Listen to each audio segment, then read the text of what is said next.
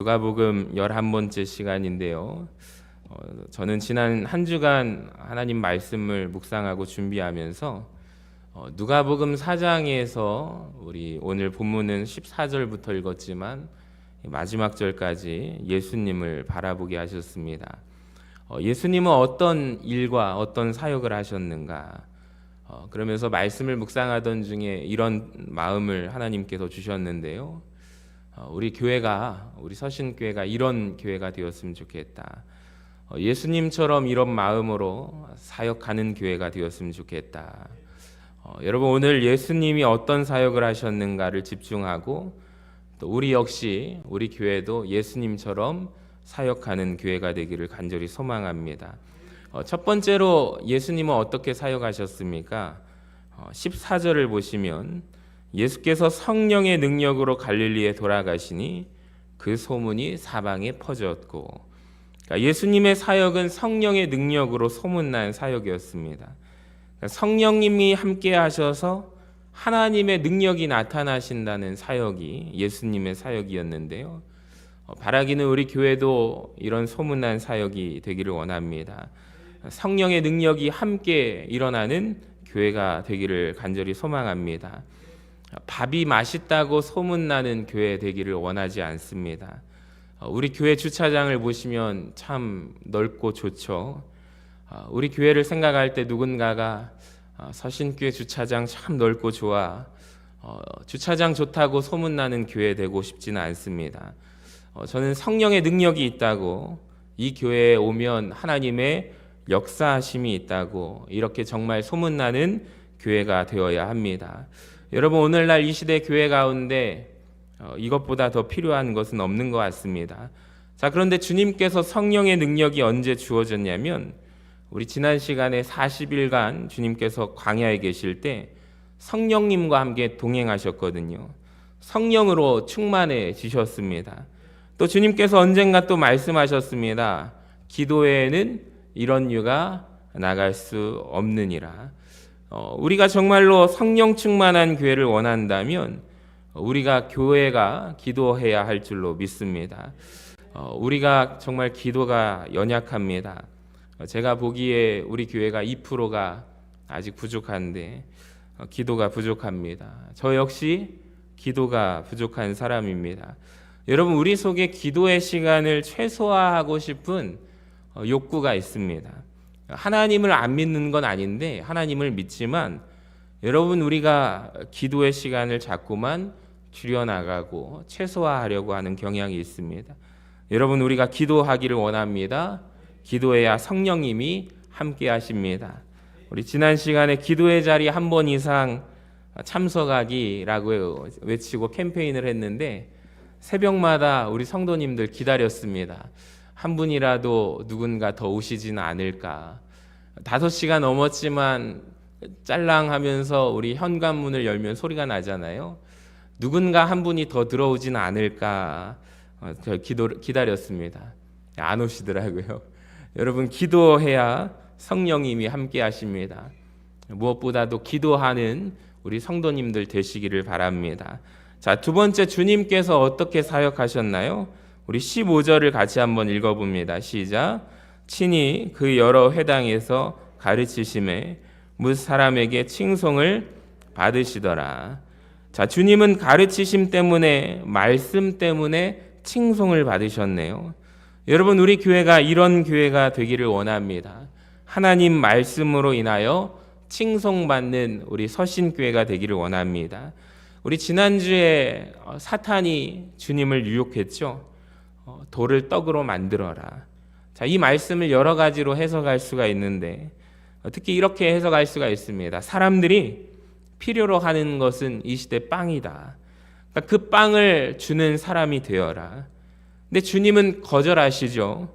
사람이 떡으로만 살지 않고 오직 하나님의 말씀으로만 산다. 할렐루야. 여러분, 교회는 이 세상에 떡을 줄 수는 없습니다. 그리고 떡을 준다고 해서 사람을 살리지도 못합니다. 그러니까 교회는 하나님의 말씀을 마땅히 전해주어야 합니다. 그러니까 마가복음에 있는 동일한 본문은 이렇게 이 부분을 해석하고 있는데요. 마가복음 1장 22절을 우리 같이 한번 읽어볼까요? 시작. 뭇 사람이 그의 교훈에 놀라니 이는 그가 가르치시는 것이 권위 있는 자와 같고 서기관들과 같지 아니함일러라. 아멘. 여러분, 그 당시에 설교가 없었던 것이 아닙니다. 하나님의 말씀에 대한 가르침이 없었던 것은 아닙니다. 있었습니다. 누가 가르쳤죠? 서기관들이 가르쳤습니다. 자, 그런데 사람들이 예수님을 가르칠 때 놀라면서 말하기를 권세 있는 새 교훈이다. 따라해 볼까요? 권세 있는 새 교훈이다. 그러니까 사람들이 예수님의 가르침에 놀라면서 이렇게 권세 있는 새 교훈이야 라고 말했어요. 그러니까 이 말을 뒤집어 보면 어떤 말일까요? 그 당시 서기관들의 가르침은 어떠했습니까? 권세가 있었어요? 없었어요? 권세가 없었고 또 하나 새롭지 않았다는 말입니다. 즉 말씀을 전하는데 뻔한 말씀을 전하는 거예요. 기대할 것이 없었다, 그것입니다. 여러분, 새로울 것이 없는 말씀, 뻔한 말씀, 이것이 강단의 타락입니다. 유대교의 타락이거든요. 그러니까 말씀이 없었던 게 아니에요. 그러나 권세가 없었고 새롭지 않았습니다. 그러니까 우리가 종교개혁으로 말미암아 나왔는데 왜 종교개혁이 나왔을까요? 가톨릭의 말씀이 없었습니까? 있었습니다. 자, 그런데 권세가 없었고 새롭지 않았습니다. 그러니까 오늘날 우리 교회, 한국교회 강단이 다시 서기관과 같은 강단이 될까 두려워해야 합니다. 그러니까 오늘날 교회를 위해서 기도해 주셔야 합니다. 그러니까 교회는 언제나 권세 있는 새 교훈이 선포되어야 할 줄로 믿습니다. 여러분, 말씀에 대한 기대가 있어야 합니다. 하나님의 영은 새롭기 때문에 새로운 말씀을 기록된 말씀이지만 새롭게 주십니다. 강단을 위해서 기도해 주시기를 바랍니다. 목사하고 가수하고 큰 차이점이 뭔지 아세요, 여러분? 가수는요, 히트곡이 있어요. 한번 노래가 그 가수의 히트곡이 나오게 되면 평생토록 그 노래를 재탕하면서 살아가는 사람이 가수입니다. 히트곡의 위력이 크죠. 근데 목사는요, 아무리 지난주 설교가 히트를 쳤어도 다음 주에 또 그 설교를 할 수 있어요, 못해요? 못하는 존재가 목사입니다. 얼핏 생각하니까 되게 불공평하더라고요. 한 분은, 어떤 사람은 한 곡 가지고 평생을 울고 먹는데 저는 매주마다 매주 3곡씩 말하자면 만들어내는데, 그러다가 설교 준비하는 제 마음을 바꿔 주셨어요, 하나님께서. 불공평한 것이 아니구나. 이게 신나는 일이구나. 하나님께서 새로운 말씀을 주시는 것이 신나는 일이다. 그러니까 새로운 영감을 주시는 일이 신나는 일이다. 할렐루야. 여러분, 우리 교회가 그런 교회 되기를 간절히 소망합니다. 제가 예전에 전도사로 있었을 때 어떤 한 성도님이, 목사님이 오늘 주보에서 이런 말씀과 제목을 준비하셨는데 분명히 이 말씀 하시고 이 이야기를 할 거다라고 얘기를 하시더라고요. 그래서 과연 하실까라고 했는데 그 예화를 하시더라고요. 그때 이제 하실 때 저하고 그 성도님하고 눈빛을 교환을 했어요. 봐봐요, 전도사님, 목사님 오늘 그 예화 하셨잖아요. 그러니까 제가 그걸 보고 참 많은 생각이 들었습니다. 예측이 가능한 설교.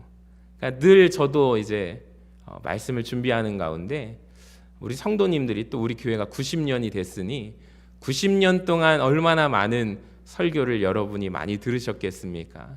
그래서 목회자로 하면서 늘 하나님께서 새로운 영감 주시기를 소망하고 간구합니다.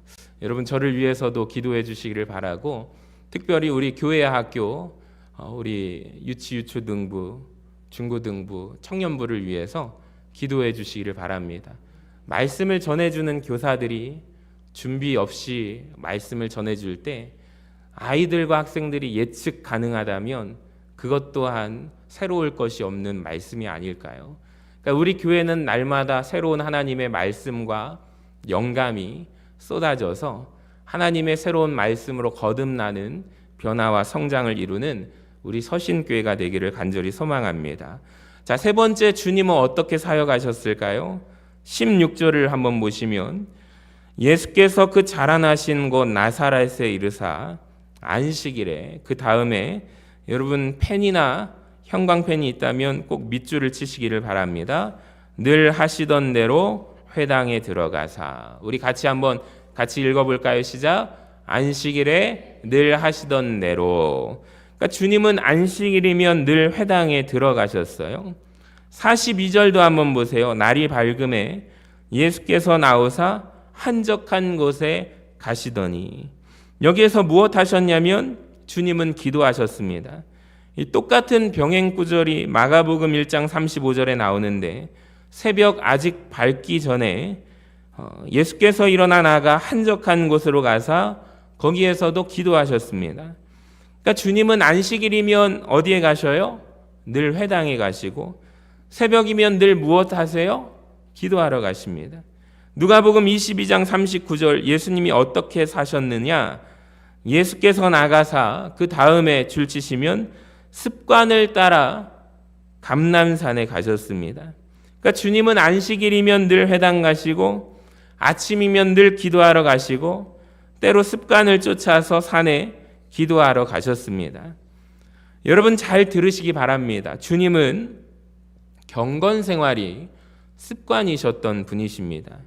그러니까 우리는 이렇게 말합니다. 신앙생활을 습관적으로 하면 안 돼. 네, 무슨 말인지 압니다. 영혼 없이 기계적으로 하면 안 된다는 말이죠.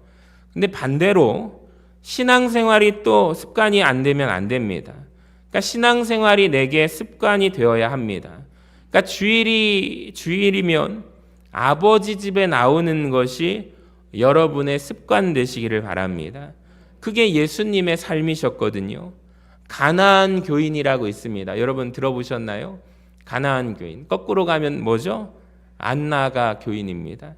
그러니까 예수님은 믿는데 교회는 안 나가겠다는 거예요. 그 이유가 뭐냐라고 하니까 갈 만한 교회가 없답니다. 그러니까 들을 만한 이 시대 목회자의 설교가 없답니다. 그러니까 얼마나 마음이 교만한지 모릅니다.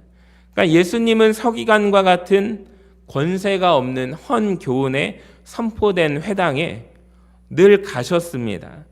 여러분, 여러분의 발걸음이 주일이면 하나님 전에 나오는 것이 여러분의 삶의 일부가 되시기를 바랍니다. 생각나면 한 번씩 교회에 오시는 분들이 계십니다. 오늘 오랜만에 한번 교회에 가볼까? 심심하면. 여러분, 그거 주님 닮은 신앙생활이 아닙니다. 정확하게 아셔야 돼요. 주님은요, 안식일이면 늘 회당에 가셨습니다. 그러니까 주일이 되면 늘 여러분 교회 오는 것이 여러분의 당연한 습관이 되시기를 바랍니다.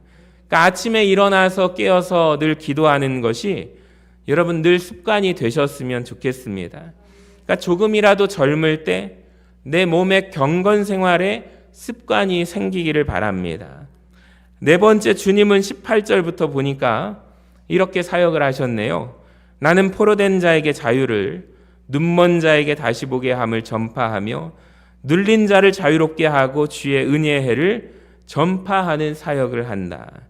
그러니까 한마디로 말씀드리면 주님은 어떠한 사역을 하셨냐면 해방시켜 주시는 일을 하셨습니다. 자유롭게 하시는 일을 하셨습니다. 그러니까 은혜를 주시는 일을 하셨습니다. 저는 우리 교회가 이런 사역을 하기를 바랍니다. 지금 이 시대 보면은 참 묶인 자들이 많아요. 예배드리는 이 시간에도 모든 묶임에서 자유하게 되는 은혜가 있기를 바랍니다. 나쁜 습관이 벗어지는 은혜가 있기를 바랍니다. 그러니까 영적인 것을 조금도 보지 못하는 영적인 눈먼 자가 이 가운데 있다면 영적인 눈을 떠서 바라볼 수 있기를 원합니다. 눌린 자가 자유롭게 되기를 원하고요. 여러분, 주의 은혜의 해가 무엇이냐면 희년을 말합니다. 모든 것을 풀어주시는 은혜의 해가 시작되는 교회가 되기를 원합니다. 슬프게도 예수님 당시에는 유대교가 어떠한 종교였냐면 사람을 자유롭게 하는 종교가 아니라 사람을 억압하고 누르는 종교였습니다. 사실 하나님께서 노예 생활을 하던 이스라엘 백성들을 풀어주셔서 해방시켜 주시고 말씀을 주셨는데 어찌된 노릇인지 이 서기관과 바리새인들과 율법 교사들이 이 하나님이 주신 말씀을 가지고 사람을 옥죄는 수단으로 만들어 버렸습니다. 여러분, 우리가 잘 들으셔야 합니다. 우리가 진짜 예수님 닮은 교회가 되어야 합니다. 교회 신앙생활이 눌리는 일이, 묶이는 일이 아니면 좋겠습니다. 여러분, 예수 안에 자유함이 있습니다. 율법이 아니라 은혜를 전하고 용서를 전하는 교회가 되기를 원합니다. 압살롬이라는 사람이 있습니다. 다윗의 아들이죠. 성경에 보면은 압살롬이 다윗 아버지를 배반하는 장면이 나옵니다. 왜 아들이 아버지를 배반했을까요? 아버지께 은혜를 받지 못했습니다. 그러니까 본인이 잘못은 했어요. 자기가 잘못한 것을 알아요. 아버지가 끝까지 용서를 안 해줍니다. 그러니까 외국에 갔다가 돌아왔는데 만나주지 않습니다. 그래서 아버지에게 반란을 일으킨 거예요. 그러니까 압살롬이 아버지에게 은혜를 경험하지 못해서 그 아버지 다윗이 하나님은 참 잘 섬기는데 아들을, 압살롬을 외면합니다.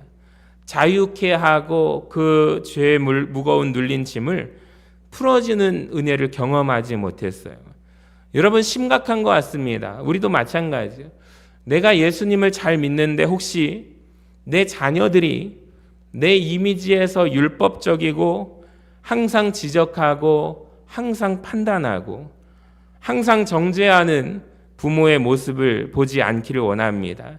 자유케 하고 평안하게 하고 해방하게 하고 용서하게 하는 그것이 바로 예수님 닮은 부모상입니다. 여러분, 또 우리 교회가 그런 은혜가 넘치게 되는 교회가 되기를 바랍니다. 제가 고등학교 때 신학을 하기로 결정을 하고 그렇게 진로를 정했을 때 제가 스스로 이제 담임 선생님도 인철아 너 뭐 할 거니 하면 목사님이 되겠습니다라고 이야기를 꺼냈을 때 저희 반에 저하고 같이 이 종교인의 길을 걸어가겠다고 다짐했던 친구가 있는데 저 둘을 부르다가 담임 선생님이 상담했던 적이 있습니다. 근데 그 친구가 나중에 저를 찾아와서 얘기를 해요. 나는 원불교의 교무가 될 건데 너는 목사가 될 거라며 하면서 이렇게 찾아온 거예요. 이런저런 둘이 얘기를 했던 것 같습니다. 근데 놀라운 사실을 알게 되는데 이 친구 어머니가 권사님이시래요. 그리고 초등학교 때부터 교회를 아주 열심히 다녔다고 합니다. 그리고 자기가 방언 기도도 방언을 받았대요. 근데 왜 그러한 친구가 너 원불교 가서 지금 그거 한다고 하느니 해서 제가 다시 설득해보고 얘기를 나눴던 기억이 있는데 그 원인이 뭐냐면 어머니가 가정에서도 교회에서도 아주 어렸을 때부터 혹독한 신앙 훈련을 받았던 것 같습니다. 어린 아이를 3시간 동안 무릎을 꿇혀서 기도하게 하고 또 집에 오면 기도가 부족하다고 또 기도하게 하고 벽을 보면서 기도하게 하고 금식까지 했던 자기의 경험을 얘기하면서 내가 볼 때는 교회는 기독교는 사람을 누르고 억압하는 종교인데 원불교는 그렇지 않다고 자기는 참 자유함을 느낀다고 자기의 얘기를 쭉 얘기를 하더라고요. 근데 제가 자라오는 과정 가운데 목회자의 자녀, 장로님의 자녀, 권사님의 자녀들을 참 많이 만났는데 그들이 교회를 떠난 이유 중에 하나가 이 부모님의 모습이 신앙적으로 교회에서는 그렇지 않은데 집에만 가면 옥죄고 율법적이고 항상 죄를 지적하고 판단하고 정죄하는 부모님의 모습 속에서 교회를 떠난 여러분 자녀들이 참 많습니다. 우리 교회가 또 누군가에게 율법적으로 판단하고 정죄하고 하는 교회가 되지 않기를 바랍니다. 자유하게 해주고 평안하게 해주고 예수님께서 해방하게 하셨던 것처럼 용서하는, 그것이 바로 예수님을 닮은 모습인 줄로 믿고 우리 교회 안에서도 이런 역사가 일어나기를 간절히 소망합니다. 다섯 번째, 주님은 어떤 사역을 하셨을까요? 33절에 보시면 주님은 특별히 더러운 귀신을 쫓아내십니다. 자, 보세요. 회당에 더러운 귀신 들린 사람이 들어와 있습니다. 여러분, 오늘날 교회 안에도 귀신 들린 자가 있을 수 있습니다. 말씀을 듣는 가운데 저는 예수의 이름으로 그 귀신이 떠나기를 소망합니다. 중독에 빠진 혹은 미움에 빠진 악한 영에 사로잡힌 사람들이 이 시대에 왜 없을까요? 주님이 바로 그 영혼을 자유케 하십니다. 자, 마태복음 8장 29절이 아주 재밌는 표현이 있는데요. 귀신들이 이렇게 말합니다. 같이 읽어봅니다. 시작. 이에 그들이 소리질러 이르되 하나님의 아들이여 우리가 당신과 무슨 상관이 있나이까? 때가 이르기 전에 우리를 괴롭게 하려고 여기 오셨나이까? 여기에 보시면 놀라운 표현이 나오거든요. 우리는 보통 이런 표현을 자주 합니다. 어젯밤에 꿈을 꿨는데 악몽을 꿨어. 악령에 시달렸어. 여러분, 그러니까 우리는 귀신에게 시달림을 당하는 존재입니다. 그런데 주님은 귀신을 괴롭게 하셨습니다. 멋지지 않습니까? 그러니까 우리는 귀신에게 맨날 시달립니다. 악몽 꾸고 가위에 눌리고 귀신에게 시달립니다. 근데 주님은 귀신을 괴롭히셨답니다. 여러분, 우리 교회 역시 귀신을 괴롭히게 하는 사역이 되기를 간절히 소망합니다. 자, 여섯 번째로 주님이 병자를 고치시는데 특별히 베드로의 장모를 고치시거든요. 38절을 같이 한번 읽어봅니다. 시작.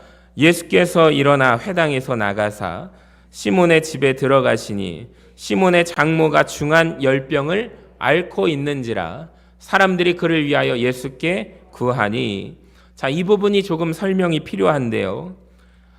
시몬의 장모가 앓았던 열병은 성경의 원문으로 보면은 열병이 아닙니다. 사실 화병에 걸렸습니다. 왜 베드로의 장모가 화병에 걸렸을까요? 설명을 드리겠습니다. 자, 예수님이 사역하시기 전에 하신 일이 있는데요. 자, 마태복음 4장 18절을 보시면 갈릴리 해변에 다니시다가 두 형제 곧 베드로라 하는 시몬과 그의 형제 안드레가 바다에 금을 던지는 것을 보시니 그들은 어부라. 말씀하시되 나를 따라오라. 내가 너희를 사람을 낚는 어부가 되게 하리라 하시니 그들이 곧 그물을 버려두고 예수를 따르니라. 여러분, 왜 화병 걸렸는지 아시겠습니까? 내 사랑하는 딸이 어느 날 신랑감 한 명을 데리고 왔습니다. 보니까 얼굴이 별로예요. 또 교육도 못 받았어요. 직업은 어부인데 그래도 배 한 척 가지고 있대요. 성실하게 생겼어요. 아, 그러면 그래도 내 딸과 가족들은 먹어 살리겠구나. 자, 그런데 어느 날 이 사위가 예수라는 사람을 만나더니 배와 그물을 버려두고 예수를 따라다니기 시작합니다. 생계는 누구한테 맡겨요? 내 딸에게 맡기고. 화병 날만 하죠. 화병이 났습니다. 멀쩡한 직업 놔두고 이게 뭡니까? 자, 그런데 놀랍고 감사한 게 뭐냐면 주님께서 이 화병난 베드로의 장모를 방문하셔서 그 열병을 꾸짖으시고 그를 치료하십니다. 자, 그러면서 어떠한 변화가 있냐면 누가복음 4장 39절을 읽어봐요. 시작. 예수께서 가까이 서서 열병을 꾸짖으신데 병이 떠나고 여자가 곧 일어나 그들에게 수종드니라. 아멘. 그러니까 베드로의 장모는 원래 예수님의 사역을 싫어했던 사람입니다. 베드로가 하나님의 일을 하는데 걸림돌이 되었던 인물입니다. 자, 그런데 주님께서 오늘 그의 화병을 치료하시고 그의 열병을 치료하시고 그는 예수님의 사역을 돕는 자가 됩니다. 저는 이런 역사가 우리 교회 가운데 임하면 좋겠습니다. 여러분, 우리가 예수 믿는 것을 이해하지 못하는 가정에서 화병난 남편들 참 많습니다. 또 거꾸로 내 남편이 예수 믿는 걸 이해하지 못하는, 그래서 속으로 화병난 아내들도 많습니다. 오늘 그 모든 화병이 치료되기를 원합니다. 왜 내 남편이 예수를 그렇게 믿는지, 내 아내가 왜 예수를 그렇게 믿는지 본인도 경험하고 이제는 사역의 걸림돌이 아니라 디딤돌이 되는 역사가 임하기를 원합니다. 여러분, 우리 교회 안에 반드시 이런 일이 일어나야만 합니다. 오늘날 가족들이 우리의 신앙을 이해하지 못하는 사람들 너무나도 많거든요. 자, 7번째, 주님은 어떤 일을 하셨습니까? 43절부터 보시면 예수께서 이르시되 내가 다른 동네들에서도 하나님의 나라 복음을 전하여야 하리니 나는 이 일을 위해 보내심을 받았노라 하시고 갈릴리 여러 회당에서 전도하십니다. 주님은 전도하십니다. 여러분, 언젠가부터 전도는 부담스럽고 거추장스러운 단어가 되었습니다. 근데 고린도전서 9장 22절을 보실까요? 사도 바울은 말합니다. 내가 여러 모양이 된 것은 아무쪼록 몇 사람이라도 구원받게 하고자 합니다. 여러분, 이 마음이 저와 여러분에게 있냐는 것이죠. 자, 마가복음 마지막 장에 이렇게 마무리가 되는데요. 제자들이 나가서 두루 전파할 때 누가 함께 역사하십니까? 주께서 함께 역사하십니다. 그러니까 전파할 때, 전도할 때 비밀입니다. 여러분, 전도해 보세요. 전도할 때 내 영혼이 가장 긴장합니다. 내 영혼이 가장 하나님을 찾습니다.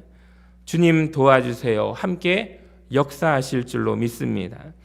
말씀을 마칩니다. 여러분, 우리가 예수님을 주목하고 예수님처럼 사역하는 교회가 되기를 원하는데 제가 7가지에 대해서 말씀을 드렸어요. 첫 번째, 예수님처럼 성령의 능력이 소문나는 우리 교회가 되기를 소망합니다.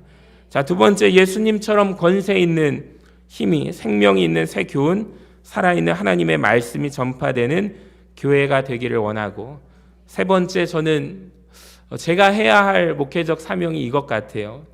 여러분의 몸에 경건 생활이 습관이 배이도록 그 교회 되기를 소망합니다.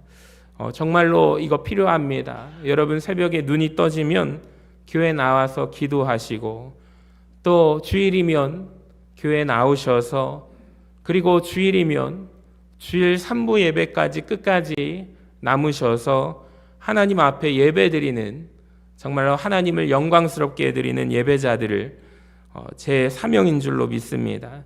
습관적으로 신앙생활을 하면 안 되지만 또 신앙이 습관이 안 되면 또 안 됩니다. 자, 네 번째, 주님께서 해방시키게 하는 교회 되게, 또 자유케 하는 교회 되기를 원합니다. 자, 다섯 번째, 귀신을 괴롭히고 귀신을 멸하는 교회 되기를 원하고, 여섯 번째로 사역의 걸림돌이 디딤돌로 변하는 역사가 가정마다 일어나는 교회가 되기를 원합니다. 그리고 7번째, 전도하는 교회가 되기를 원합니다. 그리고 마지막으로 우리 교회가 이런 교회 되지 않기를 원하는데요. 듣기 좋은 말씀에는 아멘 하고 놀라지만 듣기 싫은 말씀에는 밀어내고 화내는 그런 성도님들 되지 않기를 바랍니다. 주님을 환영하고 주님을 찬양하고 우리에게 소원이 하나 있는 하나님의 영광을 바라보는 교회, 주님이 쓰시는 아름다운 교회 되기를 간절히 소망합니다.